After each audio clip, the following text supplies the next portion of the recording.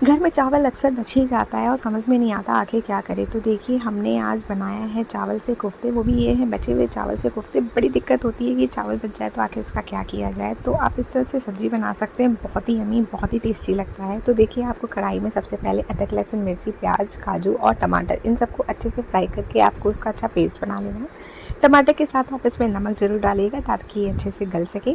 फिर देखिए हमने एक बोल लिया जिसमें हमने चावल को अच्छे से मैश किया। फिर हमने इसमें 2 आलू भी डाला, साथ में हमने यहाँ पे प्याज डाला, यहाँ पे कद्दूकस किया हुआ अदरक डाला। आप यहाँ पे और भी चीज़ें डाल सकते हैं, अपनी सीजनिंग आप अपने अकॉर्डिंग कर सकते हैं। यहाँ पे आप धनिया, मिर्ची या कोई और मसाले भी डाल सकते हैं।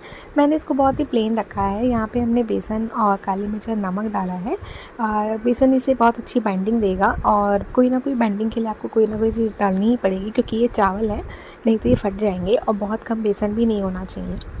तो देखिए फिर हम इसके अच्छे से अपने पहले हाथों में हम इसको ग्रीस करेंगे, तेल भी लगाएंगे, उसके बाद हम इसके बॉल्स बनाएंगे और फिर देखिए हम इसको अच्छे से फ्राई कर लेंगे।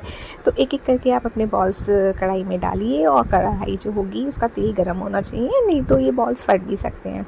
तो बहुत ही आसानी से बन जाते हैं ये बॉल्स और बहुत ही सही लगते हैं। आप इसको एज ए स्नैक्स भी खा सकते हैं इसी टाइम पे। ऐसे ही बस आपने सॉस निकाला खाया, नहीं तो आप इसकी सब्ज़ी बना लीजिए, आपकी मर्ज़ी है, आप जैसे भी इसे खाना चाहें। तो बस इसके बाद आप फिर से कढ़ाई लीजिए, उसमें तेल डालिए। जब तेल थोड़ा गर्म हो जाए तो उसमें हल्दी और कश्मीरी मिर्च डालिए। फिर जो मसाला हमने बनाया था, जिसका हमने पेस्ट तैयार किया है, वो पेस्ट हम यहाँ पे डाल देंगे। थोड़ा सा पानी वानी डाल के हम इसमें सारा पेस्ट डाल देंगे। जब पेस्ट थोड़ा सा कुक हो जाएगा तो हम इसमें बचे हुए मसाले डालेंगे, जैसे जीरा पाउडर है, धनिया पाउडर है, गरम मसाला है, नमक है। नमक आप इस पॉइंट पे डालिए। हम थोड़ा सा इसमें बटर भी डालेंगे, तो ज़रूरी है कि आप नमक बहुत आराम से हिसाब से डालिए, नहीं तो ऐसा ना हो कि नमक आपका बहुत ज़्यादा हो जाए।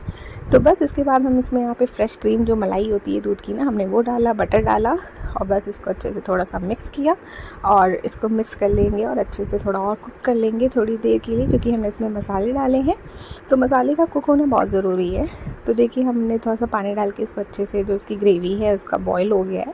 तो जब अच्छे से ये बॉयल हो जाए, आ जाए ना इसमें, तो फिर आप इसमें अपने जो कोफ्ते हैं वो डालिएगा।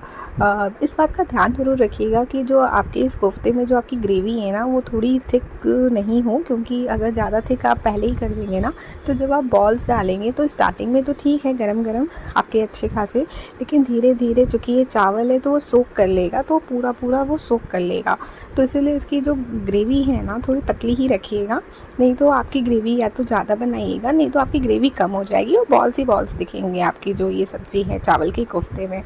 तो ये देखिए हम इसकी प्लेटिंग कर रहे हैं। हमने अपने जो कोफ्ते हैं प्लेट में निकाला है और ये कितने अच्छे, कितने डिलीशियस लग रहे हैं, बहुत ही अच्छे ये लग रहे थे। आप इसे किसी के भी साथ खा सकते हैं, पराठे के साथ, नान के साथ, या नॉर्मल सिंपल जो रोटी है उसके साथ। तो धनिया के साथ ना गार्निश करते हुए मैं इसकी गार्निशिंग देखिए इस तरह से मिर्ची के साथ कर रही हूँ। इस मिर्ची को मैंने पहले रोस्ट कर लिया है गैस पे, उसके बाद मैं इसके साथ गार्निशिंग कर रही हूँ। देखिए ये कितना टेम्पटिंग सा, कितना डिलीशियस लग रहा है। अगर आपको भी ये रेसिपी अच्छी लगी हो तो please like, share and subscribe.